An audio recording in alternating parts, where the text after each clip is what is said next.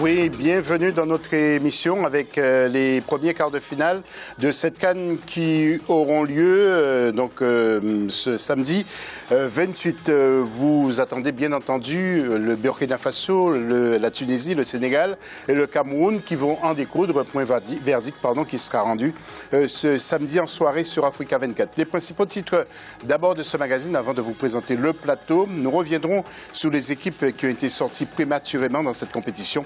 Quelques analyses s'imposent. Nous parlons du football en Guinée qui est en convalescence. Nous prendrons la santé du Sili national. Et puis en troisième grand titre, les détails sur le programme de cette journée du samedi 28 janvier. Et puis notre invité, eh bien, tout d'abord, c'est Joël Tsi. Joël, vous êtes ancien joueur de la sélection ivoirienne, mais vous avez fait une belle carrière ici en France. On peut en parler en deux mots. Quels sont les clubs que vous avez côtoyés? Oui, j'ai commencé en venant de mon pays natal, la Côte d'Ivoire. Je suis arrivé en 86 au Havre, où j'ai passé 8 ans. Et puis je suis parti du Havre en 94 au Lens, où j'ai joué 1 an et demi.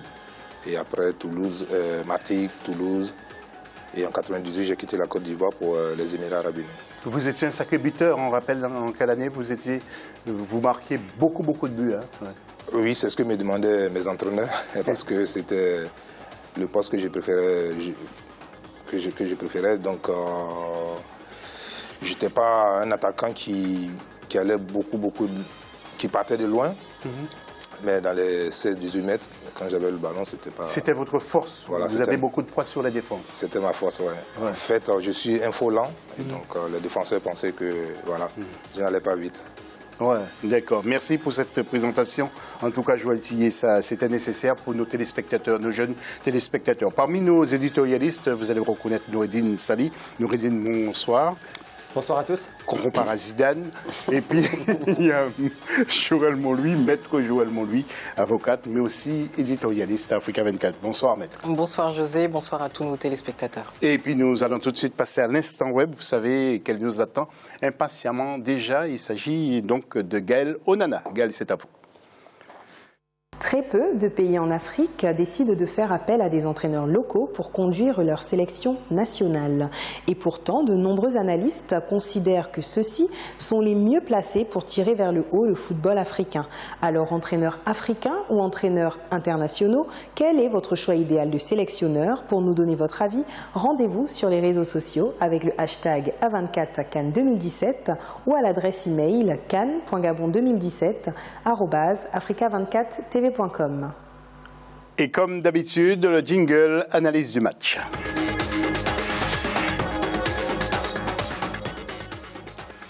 Et aujourd'hui, nous parlerons surtout des équipes éliminées dans la première partie de cette CAN. Gabon, Guinée-Bissau, Algérie, Zimbabwe, Côte d'Ivoire, Togo, Mali et Ouganda. De temps en temps, vous allez voir pendant cette séquence des images. Alors, je m'adresse à vous, Joël Montlouis, maître Montlouis, le Gabon, qui n'était pas prêt.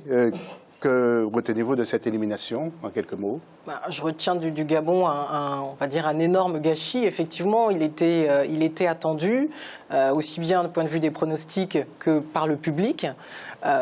Et donc, d'entrée de jeu, ils n'ont pas réussi à dépasser cette pression qu'ils avaient sur eux. Et j'ai vraiment l'impression que ce premier match, finalement, ce match d'ouverture, a d'une certaine manière scellé leur destin. Ils n'ont pas réussi mentalement à s'en sortir et ils sont restés finalement dans quelque chose de très moyen et au final de décevant. Et c'est comme ça qu'ils sont sortis. Oui, la Guinée-Bissau, avec vous, Noureddine, qu'est-ce qui a manqué à cette équipe? C'était sa première participation?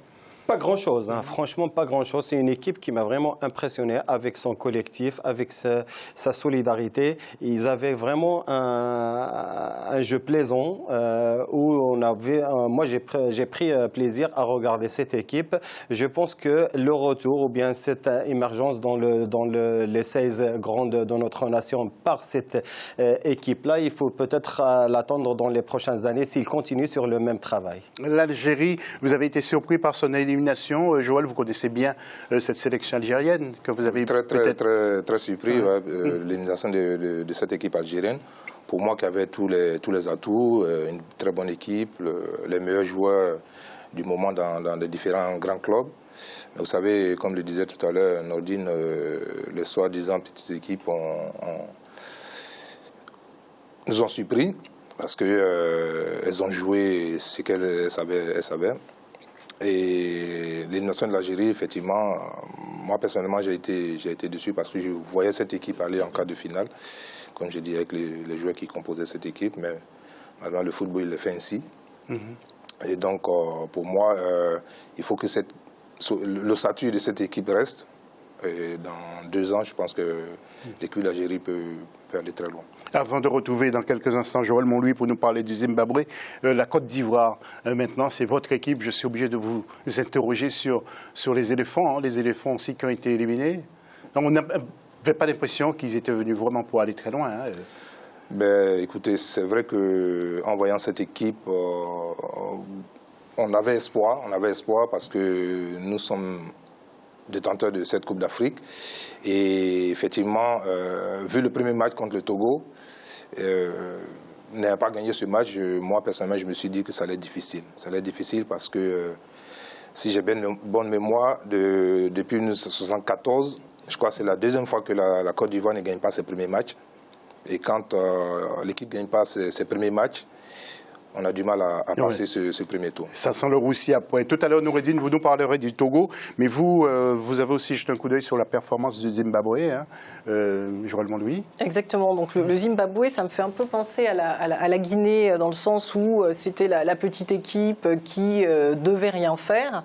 Et finalement, pareil, toujours sur le premier match d'entrée de jeu, donc face à l'Algérie, où on s'attendait à ce qu'elle se fasse totalement surpasser, elle a tenu le coup, et même à un certain moment, elle menait 2-1 l'Algérie, donc elle a quand même montré, du beau jeu pour finir sur un match nul. Mais malheureusement, effectivement, après, c'était un petit peu compliqué. Ils se sont effondrés. Ils ont même d'ailleurs la plus mauvaise défense de cette première phase de poule. Voilà, vous nous parlerez aussi du Mali, parce que je sais que vous êtes très intéressé par le Mali. Mais vous, Noureddine, c'est à propos du Togo. Vous pensez beaucoup à votre ami Charles Toplé aussi? Oui, que je salue au passage. J'étais trop content de le voir déjà passer ici dans nos locaux. Oui, le Togo, il passe par une période vide. Je pense qu'on ne va pas quand même le comparer à ces équipes qu'on vient d'évoquer, parce qu'il n'y a pas longtemps, c'était une équipe qui a quand même participé à une Coupe du Monde. Je pense qu'il y a un cycle qui est en train de tourner du côté du Togo, avec le départ certainement d'un certain Adebayor. Je pense qu'il faut reconstruire à nouveau. Quand je dis reconstruire, pas démolir, loin de là. Il faut bien sûr continuer sur le même travail, garder ou pas Claude Leroy. C'est la fédération togolaise qui va adjuger là-dessus, mais je pense que le Togo, c'est une terre de football et rebondira plus vite. Avant de retrouver, pour boucler justement cette séquence, Joël Monlouis peut nous parler du Mali. Juste un petit mot sur l'Ouganda. Vous connaissez ce football, Joël? L'Ouganda, pas vraiment. Je crois que moi, je les ai joués, je me rappelle bien. Mais ce n'est pas un grand pays du football. Non, ce n'est pas un grand pays du football, mais c'est une équipe aussi qui nous a surpris pendant cette CAN-là. Et je pense que moi, je les ai joués en 98, je crois, au Burkina Faso. Et on les a battus 5-3, mais avec beaucoup de difficultés. Ah oui, quand même. Ouais. Et je pense que c'est une équipe qui joue très bien au football, mais bon, par manque d'expérience, souvent il prend beaucoup de buts. Ouais. Et Joël Monlouis, vous aussi, vous appréciez beaucoup le Mali, malheureusement. Le Mali d'Alain Giresse qui est sorti. Vous avez un petit mot aussi à dire à ce propos? Oui, je pense que malheureusement, ils ont eu un problème d'efficacité. On voit bien qu'il y a quand même une belle équipe avec des beaux potentiels de très bons joueurs, mais ils ont manifestement, et à plusieurs reprises, c'est-à-dire qu'on voyait qu'ils tentaient sans jamais réussir à atteindre les filets. Donc c'est un manque d'efficacité, manque de réussite, effectivement, une petite déception, parce qu'on ne s'attendait pas à ce que le Mali puisse être sorti aussitôt dans cette CAN. Merci Joël Monlouis. Maintenant, tiens, justement, Joël Tilly, nous allons écouter une personne qui suit de près cette équipe de la Côte d'Ivoire. C'est Maurichard Guillarmand. Son père était footballeur professionnel. Il est fondateur de Terrain pour tous, éducateur ivoirien. Et il a l'impression que Serge Aurier a levé un peu le pied. Est-ce qu'il confirme ou non? Nous l'écoutons. Je ne dirais pas que Serge Aurier a levé le pied. Un joueur qui est bien dans sa tête, bien dans son corps, fait une bonne prestation. Quand il fait une prestation moyenne, je pense qu'il faut de l'honnêteté pour le lui dire. Moi, Aurier et Serge, c'est quelqu'un que j'aime bien, je connais. C'est un superbe latéral droit. Avait-il la tête à la CAN? Ne serait pas-il préférable de mettre Aurier en ballottage avec un jeune qui est parti en Égypte qui s'appelle Mansour Kouakou qu'on ne voit plus aujourd'hui? La fédération, la Côte d'Ivoire regorge de beaucoup de talents, des joueurs qui n'espèrent aujourd'hui plus en cette fédération. On a des grands défenseurs au Portugal, un peu partout. Donc je pense que Serge Aurier a raté, il faut le dire.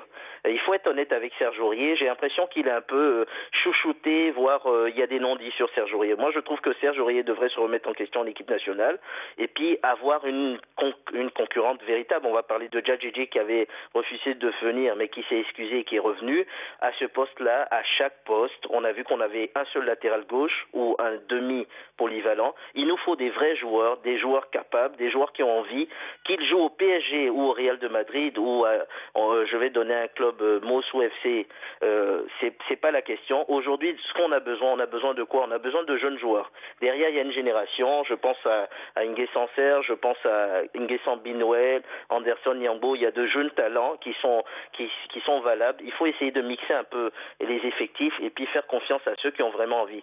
Je dirais pas carton rouge pour Serge Aurier, je dirais il faut en parler et il faut que ça soit le fait d'un vrai débat. Bien vrai que j'aime beaucoup le joueur. Voilà, et puis en attendant bien sûr le match de ce dimanche entre le Maroc et l'Égypte, le derby, notre consoeur marocaine Zineb El Ouari nous dit comment justement voit-elle cette rencontre. Zineb, jointe, pardon. Tout à fait, c'est un match très attendu, que ce soit du côté des Marocains mais aussi des Égyptiens. C'est un derby, c'est comme une finale pour ces deux équipes arabes qui participent à cette édition 2017. C'est un match très particulier. C'est le Maroc, il représente, c'est la bête noire pour les Égyptiens puisque la dernière fois que l'Égypte a battu le Maroc, c'était en 1986. C'est quand même énorme. Ça remonte à très très longtemps. Mais c'est un match difficile. Pourquoi? Parce que le Maroc, déjà, ils ont perdu.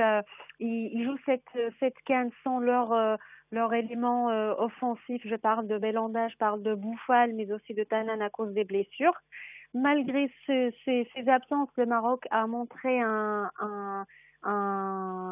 visage, un niveau très intéressant.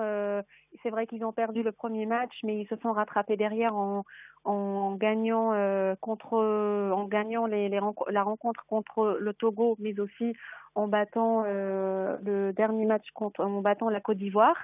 Les Égyptiens, ils sont confiants. Pourquoi? Parce qu'ils n'ont encaissé aucun match jusqu'à maintenant. Donc je pense que ça va être une rencontre très serrée pour les deux. Voilà, donc il nous reste à peine une petite minute encore. Joël, je vais m'adresser à vous. Serge Aurier, comment l'avez-vous trouvé? Et puis Alfred Boni, en 30 secondes, pour que nous puissions après tout retrouver nos dîmes. Serge Aurier, bon, c'est vrai qu'on attendait plus de lui parce que je crois que dans cette équipe, après Drogba, après Yaya, c'est un peu lui l'enfant de l'équipe, mais bon. Il a fait des bons matchs, sans plus. Boni, je l'ai trouvé, quand il est rentré, je crois, le premier ou le deuxième match, je l'ai trouvé bon. Et le dernier match, il a été bon. Vous savez, Boni, c'est un joueur qui a besoin de ballons. Et s'il n'y a pas de ballon, voilà, c'est un avant-centre. Il peut pas les mettre au fond de filet s'il n'y a pas de ballon. Parce que, malheureusement, on a Gervinho qui a été blessé juste avant la CAN. Et c'était lui le pouvoir de Ok, Joël. Noureddine, d'après ce que disait Zineb, vous êtes d'accord avec ce que disait Zineb à propos de ce match Maroc-Égypte? Bien que nous allons revenir tout à l'heure, mais en deux mots. Oui. Une réaction sur ce qu'elle disait, c'est tout. Oui, ça reste un match quand même un peu spécial. Je pense que c'est les deux équipes qui ne sont pas rencontrées depuis 1998. Donc on ne peut pas les juger. Il y a deux itinéraires différents des deux équipes. Une équipe qui a vraiment tracé son destin dans la Coupe d'Afrique. Il l'a gagné maintes reprises, 86, 2006, 2008, 2010. Le Maroc, depuis 1976, qui n'a pas touché à ce trophée. Je pense que ça sera un match délicat, même si c'est pas un derby, mais je pense que c'est un classico du Nord-Afrique. Voilà. Merci beaucoup, Nouri, pour ce point de vue. On se retrouve juste après la pause.